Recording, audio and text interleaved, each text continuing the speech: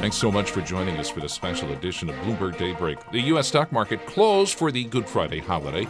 I'm John Tucker, and coming up this hour, a look at where the antitrust investigations against big tech stand under the Trump administration.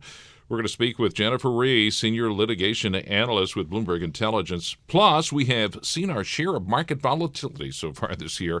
We'll go inside the markets with Eric Balchunas, the senior ETF strategist at Bloomberg Intelligence, and Jess Menton of the Bloomberg Stocks team.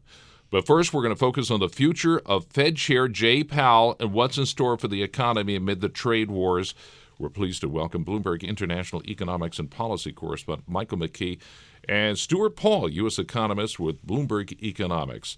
So the posting from President Trump said it all. Trump says Powell's termination can't happen fast enough. Well, so much for Fed independence. Is it really, if he's threatening, it sounds like a threat against Powell. Is he threatening Powell or threatening Fed independence or both? Nice Fed you got there. Too bad if something happened to it, right?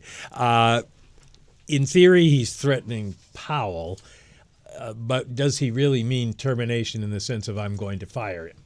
That's an open question because there are court cases right now about what power the president has to fire the heads of independent agencies. And while they don't exactly correlate to the Fed, there is a feeling that if the Supreme Court were to rule that the president has unfettered power to fire the heads of agencies, that he could try to fire Powell. It all may be moot because Powell's term as chair is up in May of next year, so Trump could be just talking about him leaving as the Fed chairman. And it's still the independence of the Fed. We can go back to the Nixon administration when the president had one of his economic people become the Federal Reserve chair. There was Arthur Burns. We know what happened there. That's right. So there's no such thing, famously, as a free lunch in economics. But if there is one thing that comes close, it's central bank independence. Countries that have independent central banks have lower, more stable inflation. Countries that are more heavily influenced by the political process, their central banks, when they're determined by political actors, when there are political appointees, when they have less independence, you tend to get higher, less stable inflation. I think that Mike is right. This might end up just being a moot point, and folks in the administration could encourage Trump to just wait out Powell's term. And the real question is then, who would we end up seeing filling the Fed chair role? Would it be someone like Trump had rolled out as potential appointees in his first term, people like Judy Shelton, who would be a bit more hawkish? Or would it be somebody a bit more dovish, since so much of his proposed policies would require someone quite a bit more dovish? If you'd like a great conspiracy theory, though, John, that would, that would really fascinate the markets. Suppose that Donald Trump does try to fire Powell and to a certain extent is successful. Obviously, the Fed would fight that. There is no opening on the Fed to fill a governor's job. Powell would still be a governor of the Federal Reserve and until January. In January, there's an opening. So he could appoint somebody who's the Fed chair in waiting. It is also possible that if Powell were gone, he could, as chairman, he could appoint that person, but the open market committee that makes interest rate decisions is a separate body from the Fed itself. So the open market committee could just rename Powell as chair, and you could have a chair designate for the Fed who is not the chair making decisions on interest rate policy. That's a really important and interesting point. We've had a little bit of an experience, a little bit of an experiment with Michael Barr, the former vice chair for supervision. Of course, the administration, as it was coming into office, was eyeing who could take the vice chair for supervision role, someone perhaps a little bit more lenient on banks than Barr was. Barr preempted that by resigning his role as vice chair for supervision, but retained the title of governor, to your point. And what that sort of did was that it created an opening for the Trump administration to offer somebody up who's already a governor, in this case, Mickey Bowman. And in theory, the Trump administration, if Powell were to take that route, lose his chairman's role but stay on as a governor, totally departing from convention. But if that were to be the case, it would be somebody like Chris Waller, currently a governor, who could step in and fill that chair role. Well, on Wednesday, speaking in Chicago, was the Fed Chair, Jerome Powell, and here's part of what he had to say. The level of tariff increases announced so far is significantly larger than anticipated, and the same is likely to be true of the economic effects, which will include higher inflation and slower growth. So it doesn't sound like there's going to be a Fed put. No, and he addressed that specifically. He was asked, would you step in? And he said no, because... Well, I should explain to everybody listening what a Fed put is. Basically, you're going to backstop the market if things really could start to go haywire. Yeah. The Fed, and this has long been their position, that the Fed doesn't interfere when there is money being lost in the markets because the markets are going down. That's not their job.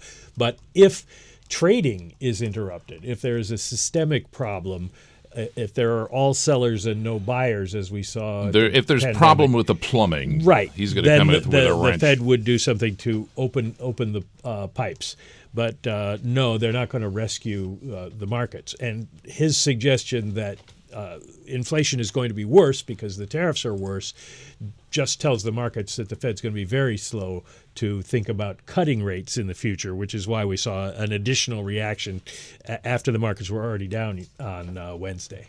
So, Stu, you want to weigh in on that? Powell says, maybe inflation, maybe employment are going to be impacted by the tariffs. And I got to wonder also if that's kind of what set President Trump off. It's interesting to see the markets in the context of the Fed put. Right now, markets are pricing at about 90 basis points of cuts this year. We think that's so off from reality. As you heard, it sounds off in which direction? That's way too many cuts that are priced in our view. It's as we heard from Chairman Powell, yes, we're likely to see slower growth. We're likely to see some inflation pressures. The question would be, which does the Fed care more about? In the same breath, we're also hearing from the chairman that we're very close to the full employment that the Fed is, or maximum employment that the Fed is charged with trying to achieve as part of its dual mandate. And if you have upward inflation pressures, then it's likely to be the case that the Fed's going to maintain its higher for longer position. So we don't see a Fed put looming. We see 90 basis points of rate cuts priced, and it looks a little bit crazy to my eye. What's the data been telling us? The hard data and even the soft data, which measures, I guess, sentiment. It's really hard for the Fed right now because the soft data is awful and the hard data is so far so good. Powell said Wednesday, labor market's in good shape. Thursday, we got a decline in initial jobless claims that sort of suggests that that is the case. But we also saw the Philadelphia Fed report a collapse in business confidence in their district during the month of April that portends bad things for the economy, but also they reported that inflation expectations went up among manufacturers in the Philadelphia region. So they're kind of caught in between. The question is, does all this negative sentiment actually change business and consumer decisions? And that'll take us a couple of months to see. So the Fed, even if they were going to have to move one way or another, they're not going to have evidence until we get to maybe July that would tell them one way or another what's going on. Oh, just tangentially, since you mentioned the Philly Fed, who's Anna Paulson? Anna Paulson is the new incoming president of the Philadelphia Fed. She's currently, and this is somebody who's not picked by the president. It's picked by the board the board of directors of each bank pick their own. The Fed Board of Governors has veto power, but they can't, other than that, influence it. She's the research director at the Chicago Fed. Patrick Harker, the current president, has to retire under Fed rules at the end of June, so she'll take over July 1st. All right, Stu, I'm going to ask you to sort of school us on tariffs. The president has said so far it's brought in billions, the tariffs. Who pays tariffs? I mean, remind everybody, when the stuff comes in from, I don't know, wherever, China, comes into Port Newark, Elizabeth, not far from here, the guy who picks it up is the guy who pays the tariffs. Essentially, yes. When the real question is... The tariffs aren't charged in China as they leave the port by some anonymous U.S. official. You pay it here. Sure, but just like all taxes, the real question is who bears the incidence of the tax or who bears the burden of the tax. Does the imposition of a tax take more out of margins, or can companies then pass along higher prices to consumers? Separate from who has the legal obligation to cut the check for the tariff, what really matters is the incidence of the tariff and how much firms can pass along higher input costs to consumers. We see from surveys like the PMIs that firms are facing higher input costs. They report that they are trying to pass along higher prices. We see that in the regional Fed indices like we saw from Philly earlier last week. But the main question is just how demand destructive are tariffs, how demand destructive is uncertainty, and how much can tariffs get passed through to consumers. Basic Fed models would suggest that the level of the average effective tariff rate would create an additional 2 percentage points of core inflation. Personally, I think that that's probably a little bit high because I do think that the degree of demand destruction that comes from the average effective tariff rate being above 20% is going to limit the extent to how much firms can pass along those higher input costs. And Mike, one of the stated purposes is to reshore, bring employment back to the U.S. to make all this stuff that's being made over. It seems to forget the idea that it's basically labor arbitrage why stuff moved overseas to be produced in the first place, because it's cheaper to do so overseas. Not to mention the fact that with productivity gains, it takes fewer people here in the country to make the stuff that we used to make. Yeah, and there's also the cost of shipping you have to put into this as well. The cost advantage in terms of labor is starting to fade as other countries raise their living standards, but it's still an important input. But the problem that you have here is that nobody knows what Donald Trump is actually doing. We don't know what tariffs are going to be put on, and we don't know how long they'll last, and we don't know how he'll change his mind. So if you're a company planning a major expansion and investment in some sort of factory, you don't know whether it's going to be worthwhile or not. So it's going to really be hard to justify moving in, and that is going to hold the president back. Now he's talking about making deals with trade deals with countries.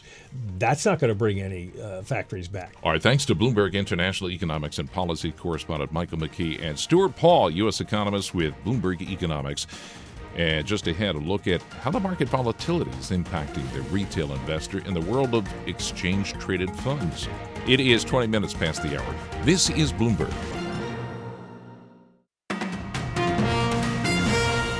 Welcome back to this special edition of Bloomberg Daybreak. I'm John Tucker. The U.S. stock market closed for the Good Friday holiday. The ongoing tariff saga has made for historic moves in the stock market. And for a look at how it's impacting the retail market, the exchange-traded fund industry, let's bring in Eric Balchunas, the senior ETF strategist at Bloomberg Intelligence, and Jess Menton, deputy team leader of equities at Bloomberg News. Hi, guys. Thanks for being here. Hey, where is money flowing these days? Believe it or not, it's in the U.S. A lot of investors who are using ETFs putting that money into U.S. stocks. So risk assets. I would have guessed just the opposite. Everybody's hiding under a rock. Well, cash like ETFs and gold have done better than normal. But they haven't interrupted the sort of flow-a-thon, as we call it, into U.S. stock ETFs. So if you were to look at the stocks on, any period this year, you're going to see stocks, ETFs like VU, which is the Vanguard S&P 500, IVV, which is the BlackRock S&P 500. The Qs are in the top 10. It got some little bit of value and growth in there. Oh, explain the Qs for everybody, because you have to explain it to me, too. Yeah, so S&P 500 is like the 500 biggest stocks. The Qs is the NASDAQ 100. Okay. So just stocks that list on NASDAQ, and they tend to be like more tech and innovative. So it's a little more high volatile. And the NASDAQ 100 over time has done way better than the S&P, but it can go down further in a sell-off. And it has. Its drawdown has been rougher than the S&P, but people still buying it.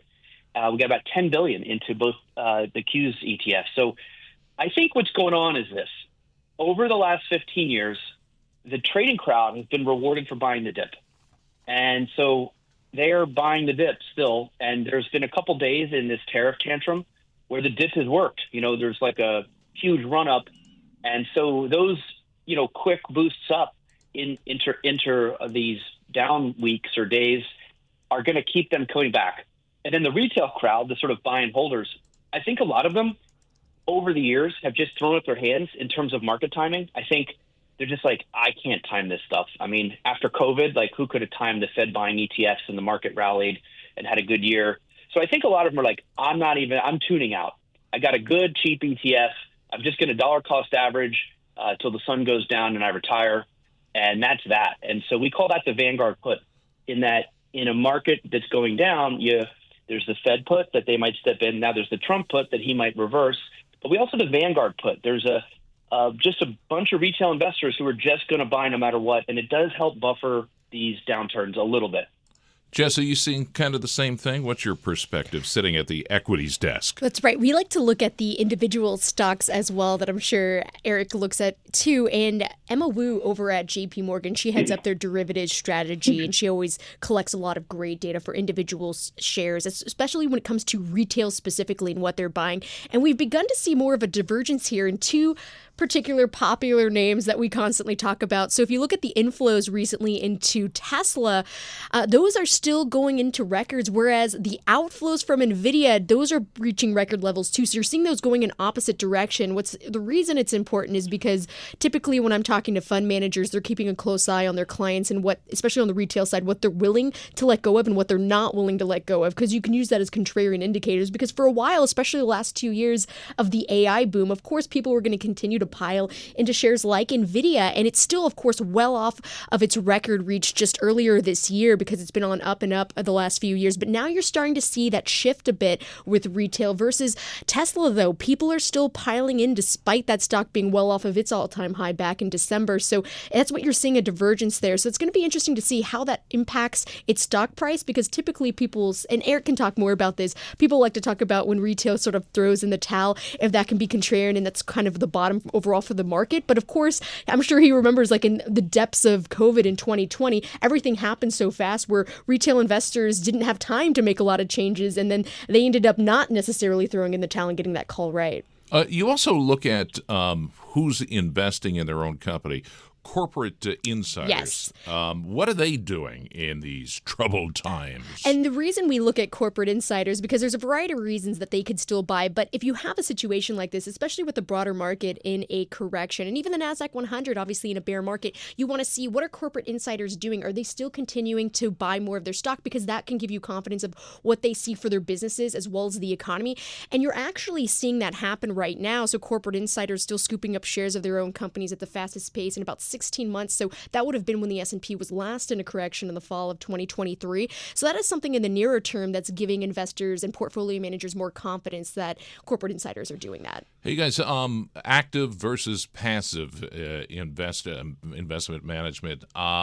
That's been a debate going back and forth for years and years. In times like this, Eric, let me start with you. Do the active managers perform better than if I stuck my money into an index fund? Yeah. So what's interesting is it depends on which asset class you're talking about. David Cohen, who covers active and mutual funds for us, did a study. He just looked at the crazy week, the week where everything just was wild and the market was down a lot, and he just wondered how active did. And what we found was interesting. On the stock side, the beat rates, the outperformance of the index rates, doubled the average. So stock pickers over the last couple years, they've not been able to sort of buy the Mag 7 at the same rate as the benchmarks. So they've been lagging because the Mag 7 has done so well. But that actually pays off in the sell-off when the Mag 7 goes down worse than the benchmark. And I think it's because stock pickers tend to be looking at fundamentals, and some of the valuations of the Mag 7 were getting high, and they were like, I need to buy more value. And that allowed them to outperform during this rough patch. On the flip side, the bond investors who normally outperform, they actually got their beat rates cut in half, because bond investors, they actually benchmarked against indexes that are weighted by debt, whereas the S&P is an index weighted by market cap, so it has momentum in it. But bond benchmarks are not that good. They're weighted by debt. I equate it to playing the Washington Generals, which is the team the Globetrotters play. It's just a poor, easy-to-beat-up team. All you do is add a little high yield or international, and you're good. And so what happens, though, in a crazy sell-off where you have treasuries doing good, the ag actually, or their benchmark beats them. So they actually have more risk typically, and then you hit a sell-off, they underperform more. So it is really an interesting dichotomy between the two. But for both of them, the problem with outperforming in a rough market is people don't care as much. We found that if you beat the market, like the market's down 20% and you're down 15, it doesn't do a lot. Like it's unfortunate. Like you should get rewarded for that. That said, if you can go down 15 when the market's down 20, that could help you when the market goes back up over a year or two. Now you've got some credits from beating it when it was down, and maybe you outperform. You're up 10, the market's up 8. That's when it can pay off. But right now, all the active stuff, bonds and stocks on the mutual fund, is seeing outflows. So this outperformance doesn't matter in the short term. It could matter long term, but it's interesting the way it's different depending on which asset class you look at. You're listening to Bloomberg Daybreak. I'm John Tucker, and we're talking with Eric Balchunas, Senior ETF Strategist at Bloomberg Intelligence, and Jess Menton, Deputy Team Leader of Equities at Bloomberg News. Jess, you've been writing about the death cross. That's ominous. What is that? Okay, I know it sounds ominous, but I'll break down why it not necessarily always is, and typically what you would happen in this. And you can use this for indexes as well as individual stocks. So this particular Dumb it down explainer for that me. I Come on. exactly. So this it. is what happens when the S&P 500's 50-day moving average, so its shorter-term moving average, crosses below its longer-term 200-day moving average. So when stocks are in an uptrend, typically you wouldn't see that happen like the last 2 years of the AI bull run. But when you begin to see a correction like this happening, that's when you see the shorter term moving averages move below its longer term moving averages. So typically people want to point that out because it sounds like doom and gloom, because that happens, say, during the dot-com era in 1999, also in October 2000, right after the stock bubble burst earlier that year, that March. You also saw it happen in December 2007, right ahead of the global financial crisis. And of course, it happened in March of 2020. But again, I want to point out that is a lagging indicator. We're not calling it a good indicator. We're not. Well, it depends on how severe an economic downturn is, because if you go back since the 50s, this has happened over 40 times. So people want to point to kind of the handful of times that it has happened. But even in COVID, when it happened in March of that year, it happened on March 30th, whereas the stock market bottomed on March 23rd. So it doesn't always work. I mean, since 1950, the S&P 500 had posted a median loss about 0.7% a month later. But if you look 3 months out, it was about a 2% gain for an index, and a year later, 10% on average. So really what hinges on is there a more severe economic downturn or not? We don't necessarily know that yet, but that's why people watch it, because it depends on how much further pain could be happening. So sometimes it's worked, other times it hasn't. All right, so if you want to preserve your money, Eric, it sounds like the death cross is here. Where in the ETF world do you put money to preserve your cash? Yeah, some of the names for the technicals are pretty clever. The golden cross, I think, is what you want to see. I think that happens. Hopefully down the road, we'll get a golden cross. But yeah, so what we found is, even though there's a lot of buying of U.S. stocks like normal, what you do find is the cash-like ETFs. So SGov and BILL, these are the second and third best-selling ETFs this year after VU. SGov and BILL do the same thing, which is they're probably the two most boring ETFs. It's 1 to 3 month treasuries. So it's literally like a money market fund. So a lot of people are hiding out. That's probably the safest, most organic way to sort of hide out when things are rough, in my opinion. There's no catch there. There's some other things people do to kind of hedge. You know, one thing they do, they might use a one-time inverse ETF, like SH.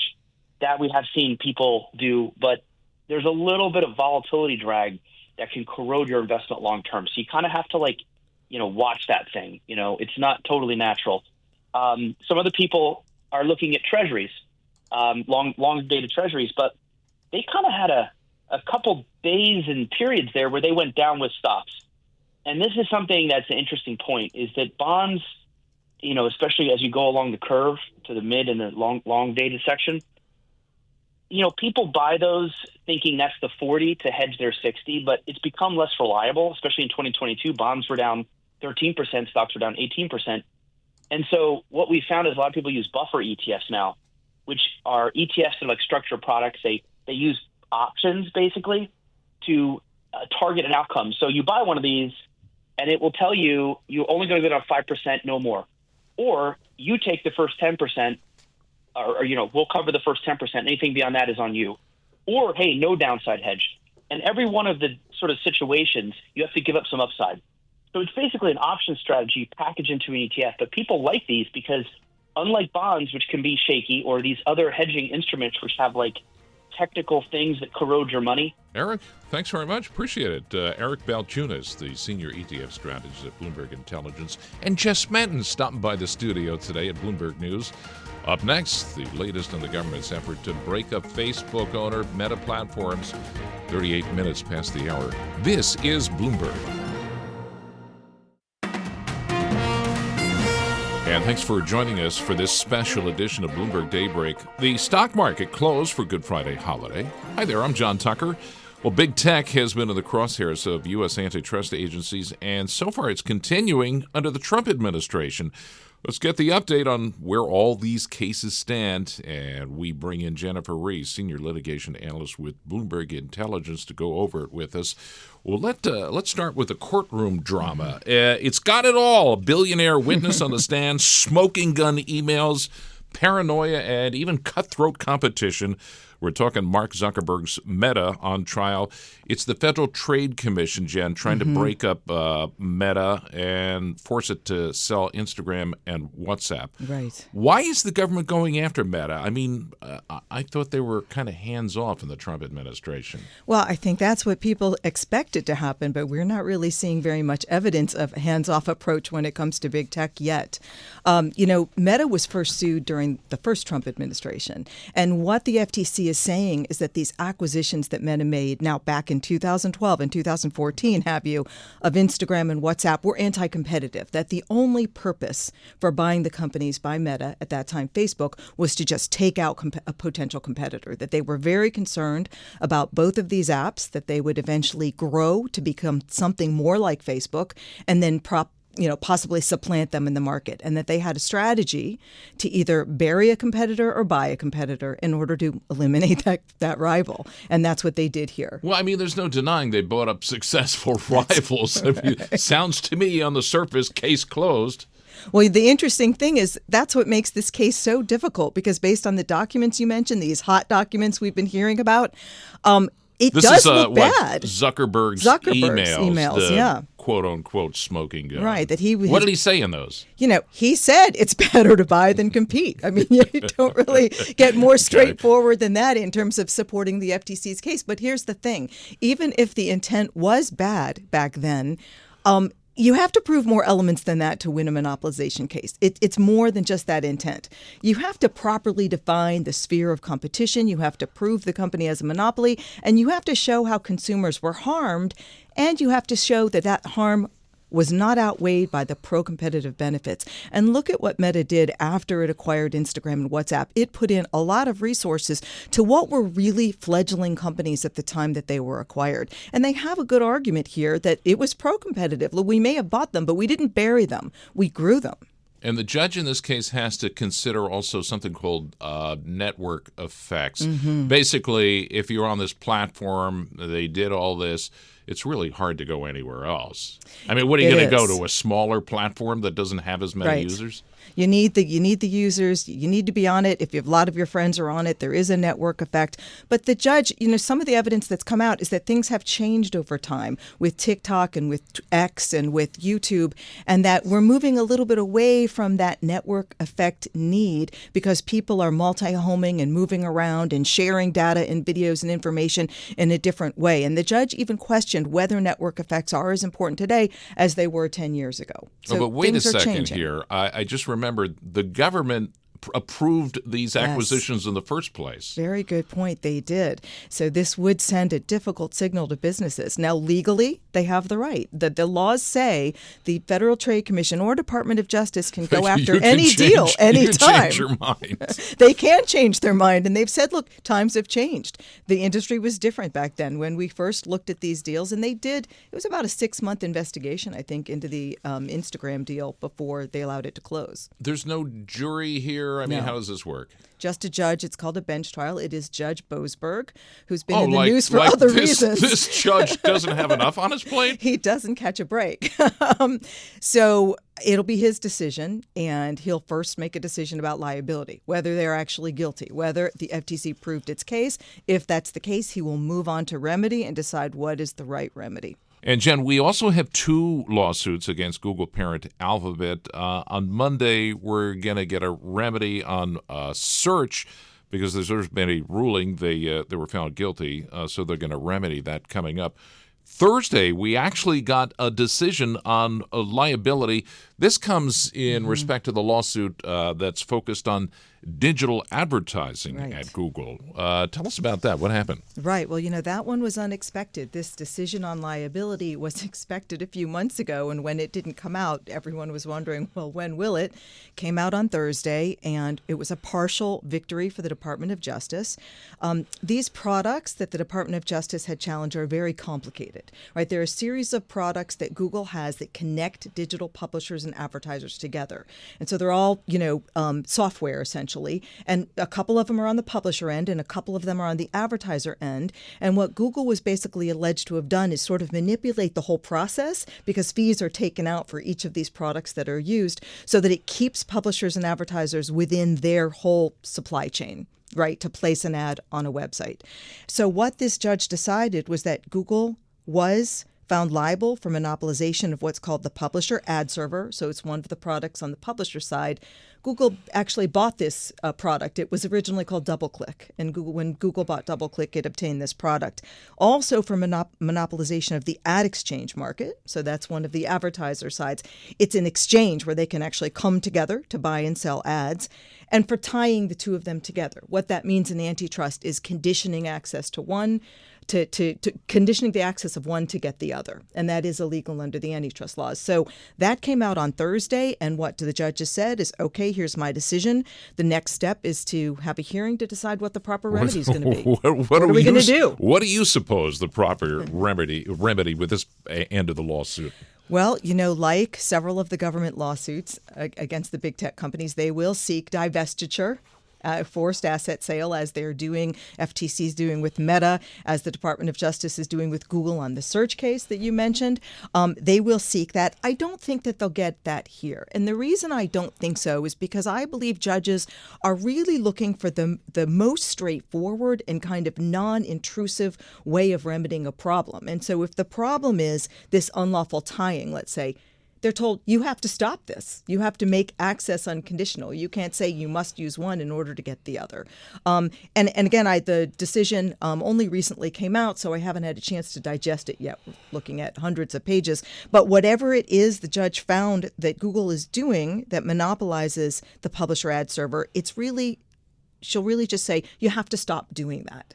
That's more likely than a divestiture. Okay, let's move to the other case in which they were found guilty with respect to the search engine. Right. Are they going to have to get rid of search? Google's search? I don't think so. So what's starting on April 21st is a hearing also on what the proper remedy should be since a liability decision was made. And this was about Google paying other companies. Chrome, I should say. Yeah, Chrome, right. I call it just Google search, but Google was paying other companies to install Google search as the default behind other search engines and at other internet access points and various devices. And basically, it locked up all the distribution points for the use of a search. And so rival search engines couldn't get in there. And the judge said these default agreements are illegal. So as I said, if you're looking at judges that are going to do the most straightforward thing, in my view, what the judge will say is you cannot force this exclusivity anymore on all these third parties, on Apple, Samsung making Android devices, and instead you have to, you can't pay them anymore to put your search engine exclusively in those positions. There are other cases too. When it's Apple, Apple, Amazon, Live Nation, yes, and Visa. Visa. Okay. Yeah, Visa. It's the most active that the government's been in 30 years in terms of going after big companies for monopolistic conduct. So it's really pretty remarkable. The last one was Microsoft back in the late 1990s. Oh, right, yeah. And sort of a smaller case against Qualcomm by the FTC in around 2017. Right, the Apple case... No, I get... I'm sorry to interrupt. Okay. I get with the Trump administration and social media, they say it's biased against conservatives. I kind of get that. Why? I don't understand the whole climate, though.